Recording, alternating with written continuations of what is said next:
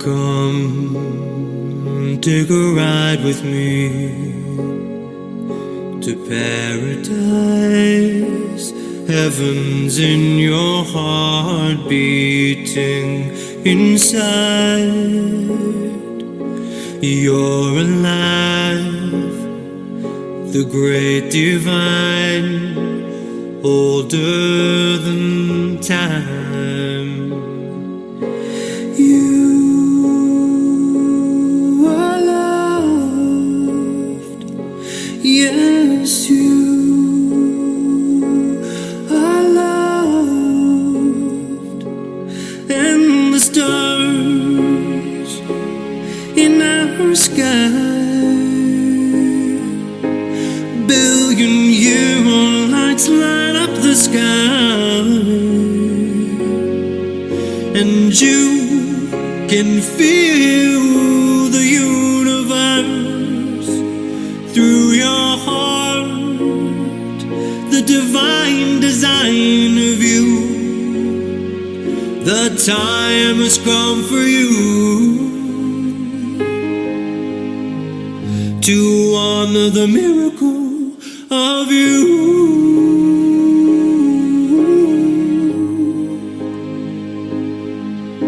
And you are so beautiful, the way your body moves and holds it all. Your heart lights up hearts, and your love illuminates our world. Your soul is old, your soul is old, and the stars in our sky, billion-year-old lights light up the sky, and you can feel the universe through your heart, the divine design of you. The time has come for you to honor the miracle of you.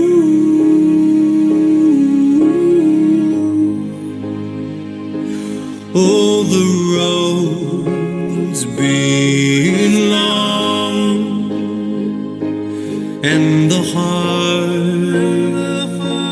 is strong. Let your love lift you up, let your heart rocket you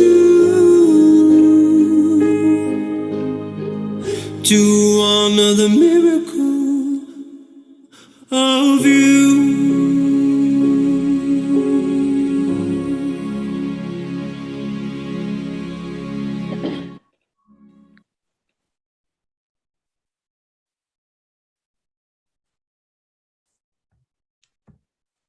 Good morning. And so I hope today you can hear me very clearly. Good morning, Sister Ashika. How are you? I am good, Ushaben. Yes, we can hear you. So I just thought that, this beautiful song about the miracle in me to know that who other than the divine who can be this amazing mirror for me to see myself.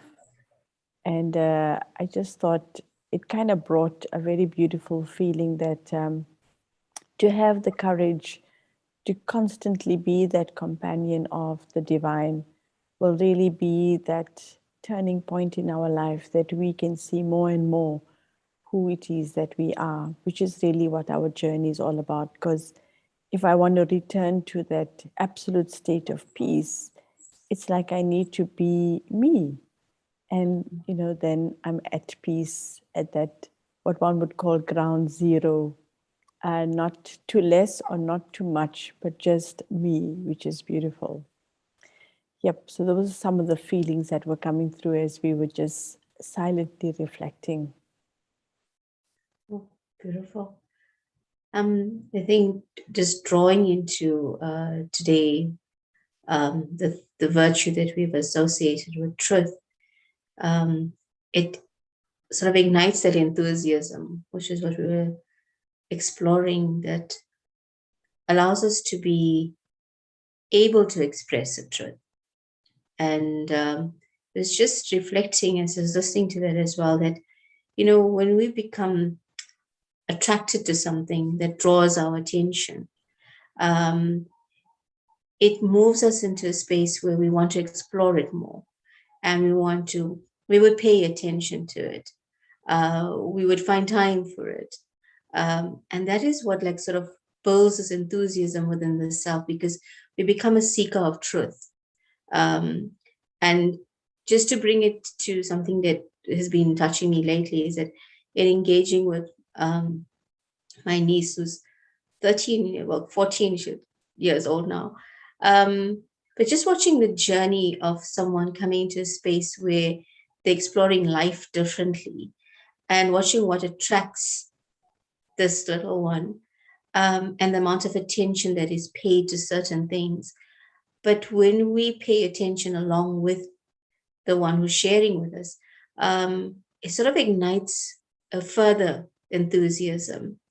And so I'm going to draw it back to that we at this place where we're being taught by the divine, and this truth that is coming through, and being the eternal student of that, how it sort of we build and we create more and more our enthusiasm for the study.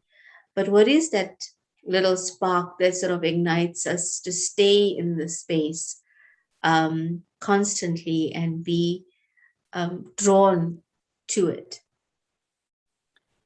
So if I had to kind of look at my own journey spiritually, what has kept that divine as a pivot point in my existence is that I think just loving knowledge. I mean, maybe knowledge just sounds like a bit,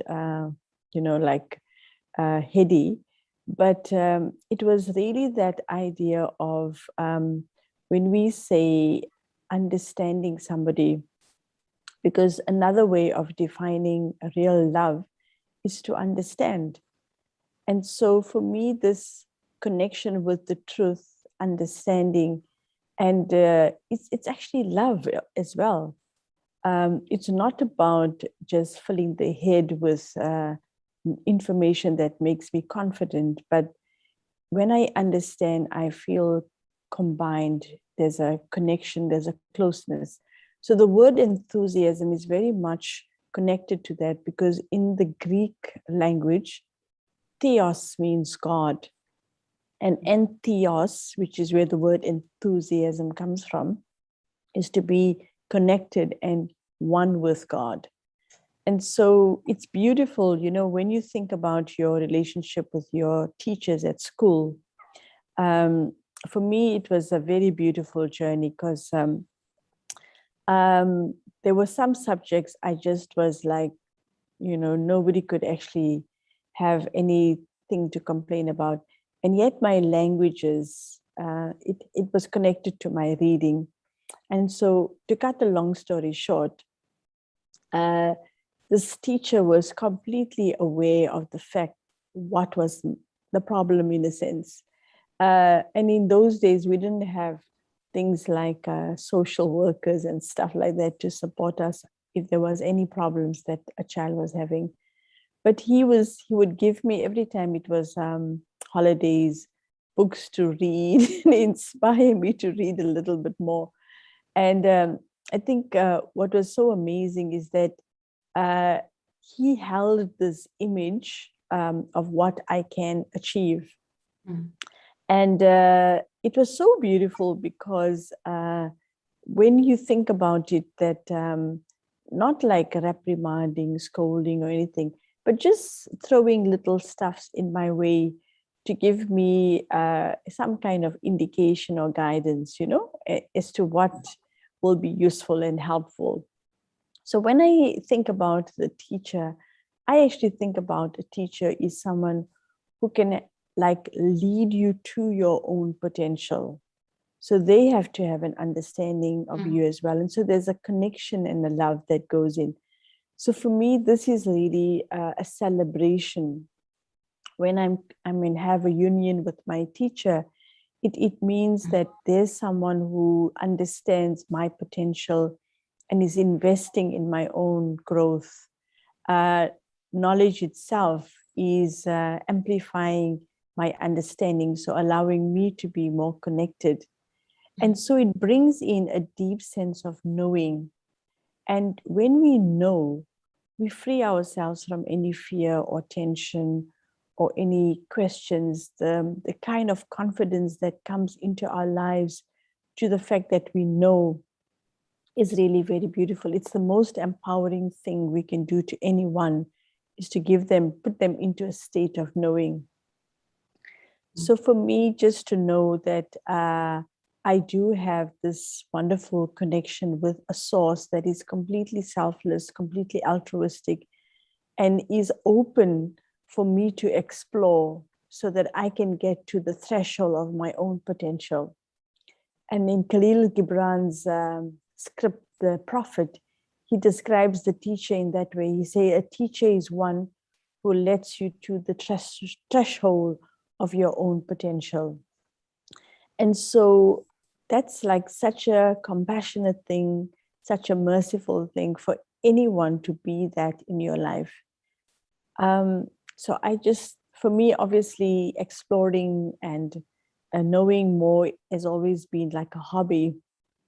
I don't call myself someone who is a disciplinarian, but as soon as you shift my understanding and I know, there's very little that will sway me away from that.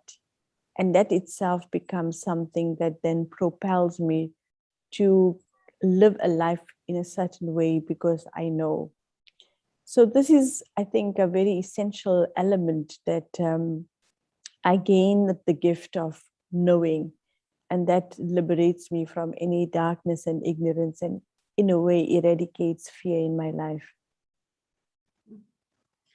Wow, I think you've just ignited a lot of memories of being at school and how, looking at it retrospectively, that kind of growth that happens because you're being molded and shaped by somebody who's taken time out. And really, maybe today is this moving it away from the space of the things that we didn't achieve, but the things that we achieved because of being molded in a certain way. I always feel a gap, and this is sometimes We always try to fill the gap. We always think we need to put something in. But what if is that it's just about standing on my strength, that I be able to use that and leap across to the other part of my strength and create that bridge. And I think the teacher does that for us. They see that, like you used this beautiful word called potential within the self, and holding that space and just pulling it right forward into the space that, we say there's an awakening in every child as we go to school, that you never know what you don't know until you're being mentored by somebody who knows.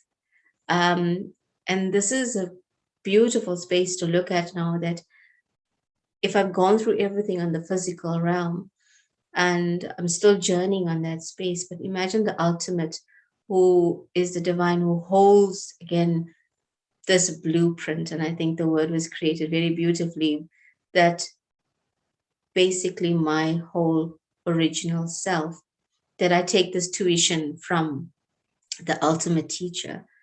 And I was looking at this word that came through, is this, we always say we step inward and kind of say focus on the center of your mind, of your forehead, sorry, and step inward, and sort of like we start from that space. And the intellect, which is associated with like the metaphysical matter or the element, is part of this energy of the spirit, the soul.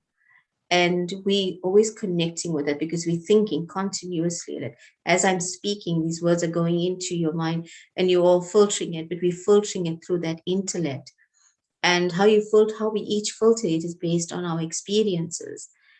But if our experiences are only limited to the boundaries of where we've limited ourselves, then we could only take or absorb based on that.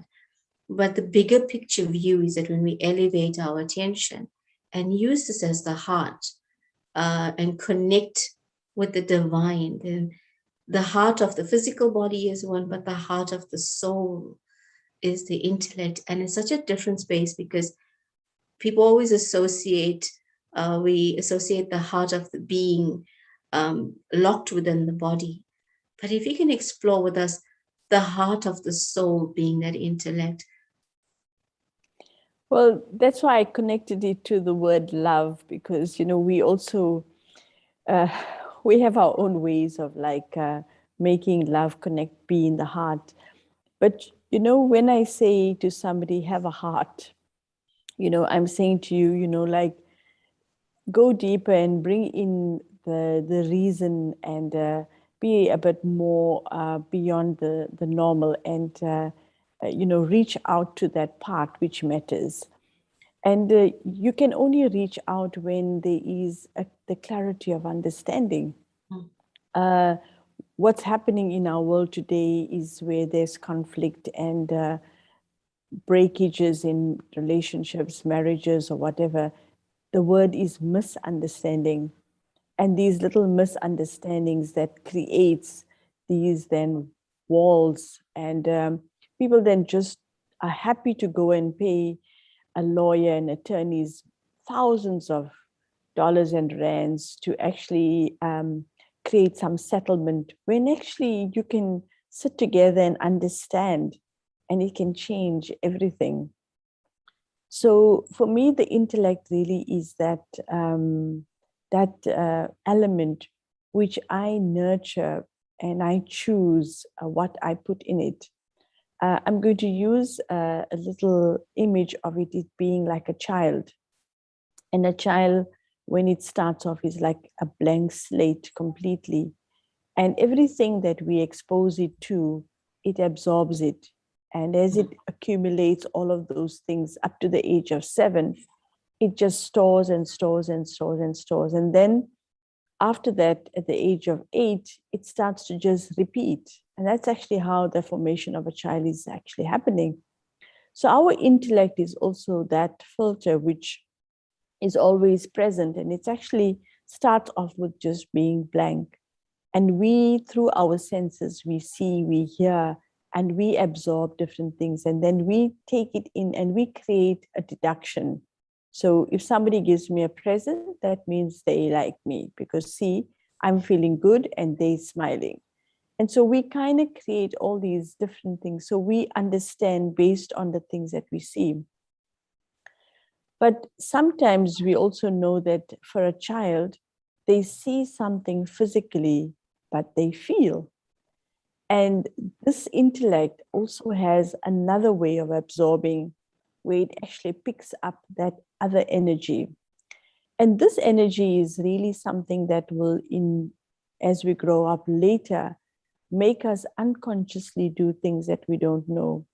You know, we realize when people grow up and they become parents and adults in the future and they behave in a certain way, psychologists and psychiatrists will go back and say, let's go and check that what happened in their childhood to resolve the problems for the adulthood actually stems from the seeds in my childhood. So since we're into spring and planting, I feel the intellect is the place where we have to sow the right kind of seeds of understanding. And we need to be very, I would say, choosy or very careful to discern what we expose our intellect to. I remember one of our meditation teachers telling us that, you know, you could actually have many, many hours of studying and, you know, be very conscious of what you do. Then you sit in front of a television for half an hour and you could just ruin everything. It's like you can actually poison the intellect because you're just grabbing information, and because it's like a sponge, it just takes in everything. This, what you've created, a very subtle stage, can actually be bombarded by the images. Because remember, when you sit and watch TV, you're hearing and you're seeing. And if you think about when you do an audio recording, how little megabytes it takes. But when you do a video recording, the amount of memory it takes in. So when we're watching TV, especially, we just take all those images in and we just fill our memory with a whole lot of stuff.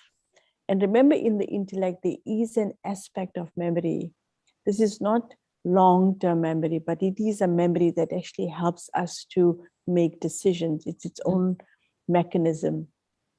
So we need to be very careful how we nurture this intellect. And if we look after the intellect like a little baby, very conscious of what we feed it, what we expose it to, keeping it in an environment, I don't feel it needs to be incubated all the time, because that's not really what it's all about.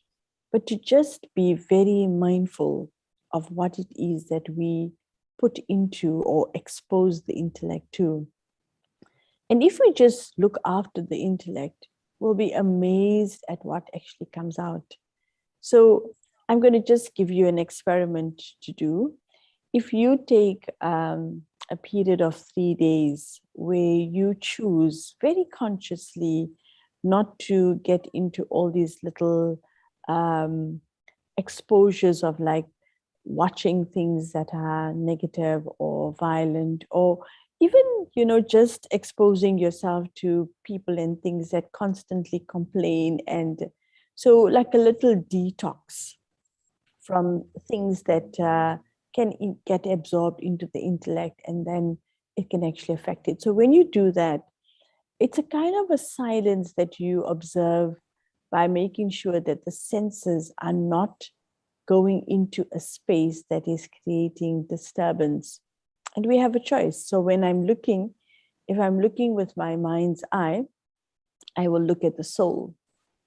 If I'm eating with the taste of divinity, I'll feel satisfied. So what happens in our day-to-day life, we're already coming from a mental positioning that we have created. And then what we do is that we can be very selective. And I think it's very important for each one of us to observe this kind of silence. So it is the silence of making sure that the senses don't make a lot of noise. They're not very demanding. They're not grabbing from all sides. And if you do this, you'll be absolutely amazed. Now, why I'm sharing this is because I had and I really do thank the universe for a wonderful period of being in a physical space which was not known to me. And this was my experience of being in Guyana and being in a lockdown. And because I was actually a guest in somebody's house and they knew that I was a foreigner, they were very mindful that actually I would not be exposed to anything that could possibly cause me harm. So in a way, I was living in a very regulated environment, if I might put it that way. And when you're in a regulated environment in another country, there's nothing that you are very familiar with. Now, sometimes that can be very uncomfortable. But for me, that was just the most amazing thing because I had no memory. I didn't have anything I could actually associate with that this is what I did there, this is how I did that, because it was a completely new environment and a completely different situation. So when you don't have old memories, what happens is that you have like a complete blank slate to create new ones. You actually have choice to regulate yourself, which you feel is good. And so during this lockdown, we had this wonderful opportunity because I was in the Americas.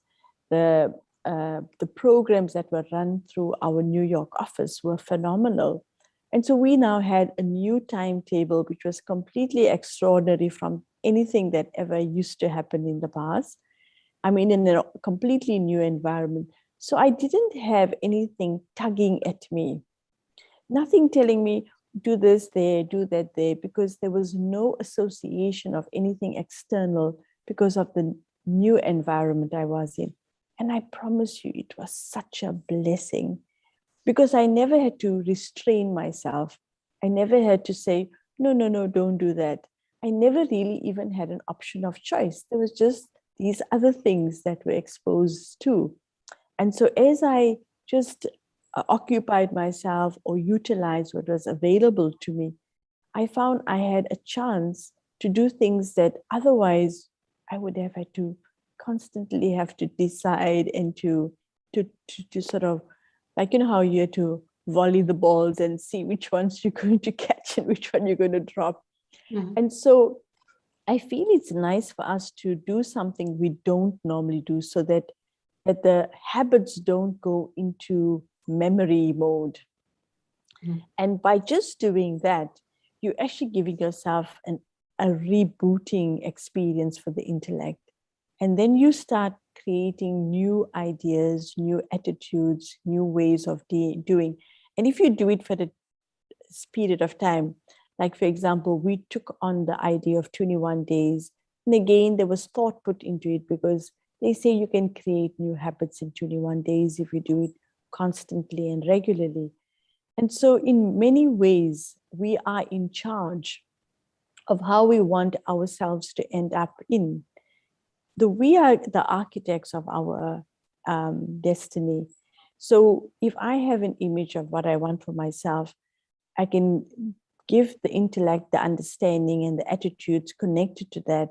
And if I keep using that filter in everything I do, I can actually redefine any behavior patterns, any habits, anything that I would say I'm not comfortable with, I can let go of. And just one other thing, though, is that because the intellect is such a powerful thing, you could also adopt things that are not good, and they could also become part of yourself. So when you're making those decisions, choose to work from your innate nature and make that the foundation from which you're working, and sky's the limit. So this journey that you've just taken us through with the intellect and being really the center focus of where my attention gets drawn, that then drives my life and my decisions, my thoughts, my words, and my actions, basically, of being filtered through this. And I like this word, filter. And sometimes you use a filter and the filter can get clogged because it's been thrown so much of stuff. And just to know that, in the world today, a lot of recycling. So one can recycle that out of the system. And I think this, which you've just exposed us to about a period of detoxing, meaning just moving myself away of things that actually impact me negatively, gives me a space to know when I come back into that environment, I don't get influenced by it. So it's not like I'm going to be divorced from it forever. Is I'm giving myself the space to understand myself at such a deep inner level that I become again balanced by the truth of myself, even in an unstable or chaotic environment that I will experience. Because I think sometimes we may misunderstand that it seems like we need to become, the one who like becomes a recluse, and that doesn't serve any one of us in today's world. We got to be out there, we got to be in there. But while we out there and in there, what is my point of stability? And somehow the other, this connection that we're finding that sits from here and goes upward is like sort of like we say we walk that thin line, but we create that thin line of connection that it just stabilizes me to be able to enact in the world, and bringing that focus that it is the seat of the soul, in the sense of being the point of my heart where I'm coming from my truth. And I love this. And we always sort of, for want of a better word, accuse each other of not loving each other. And we always think it's coming from the physical heart, but it's coming actually from here. And what are we really asking then of ourselves and others is that to truly see me, to truly know me, beyond the fact of what you're experiencing, understand me with this wrapped with the truth of my innate being, because it's your innate being as well. And it's such a subtle energy that I think maybe if we all just pay attention a lot more to what we're really asking of someone else, because I'm really asking it of myself. And if I can be that to me first, someone will reciprocate that, because searching for it outside of me is getting me a bit lost in the world. So, Shuben, if you want to share something else before we... Well, I'm just looking at our time, but I feel this is a topic we can really unpack a little bit more. I feel but the same. If we can just, in a way, keep close to the divine, the company that we keep colors us. And it's one other thing is that try and look at your world through the eyes of divinity constantly. And that sight will help me in the way forward. Fantastic. So we're going to just draw ourselves into a little space where we can explore and take some decisions for ourselves. So just allowing yourself once again to just settle wherever you are seated, making the body very comfortable, and focusing your energy on your breathing, allowing that air to flow very deeply and powerfully through the body. You notice that it's a very natural mechanism. You don't have to think about it. Using that natural nature, focus your energy on the center of your forehead. Just the point at the center between the eyebrows. And draw yourself inward. Your senses sort of closed to the environment outside. And just for the next moments, you focus on the inner body of you, the being of light.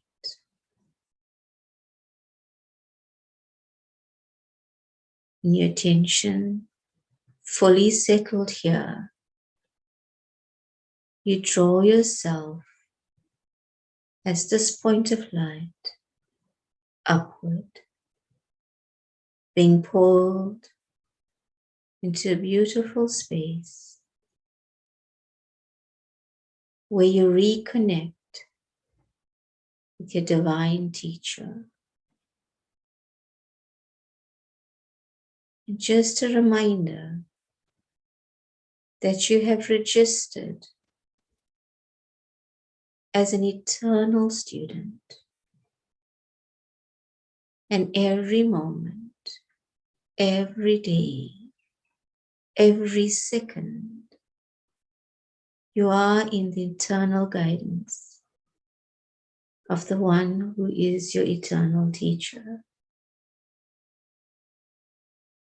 Knowing this, an enthusiasm bubbles in you for the knowledge that you will gain about yourself that allows you to play your part powerfully, lovingly, joyfully. Enthusiasm overflows as you know you have the ability to go beyond the limitations that have been created. Your intellect, stable in this connection, you move your attention back to the center of your forehead, feeling yourself very centered. You become aware of the sounds around you, and the environment around you. And now you see the difference. Everything's still the same, but you have changed, uninfluenced, but yet being able to interact from a place of your innate truth. Holding the space today, you step forward, observing yourself at every moment and strengthening this line of connection, aligning yourself to the truth. Om Shanti. Thank you.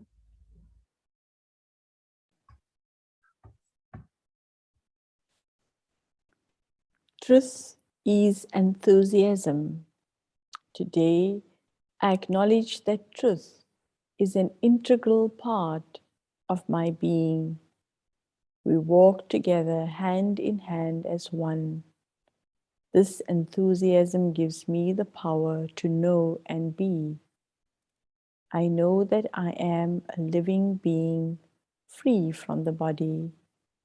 I know that I belong to the source of truth, the divine being. I know that I am an actor on this stage of the world. So powerful things that I know that helps me to stay a little bit detached from this world and keep my awareness above. So let us find moments in the day as we pause and reflect who we are, where we come from, and who we belong to, and give peace back to the world. Om Shanti. Thank you. See you tomorrow.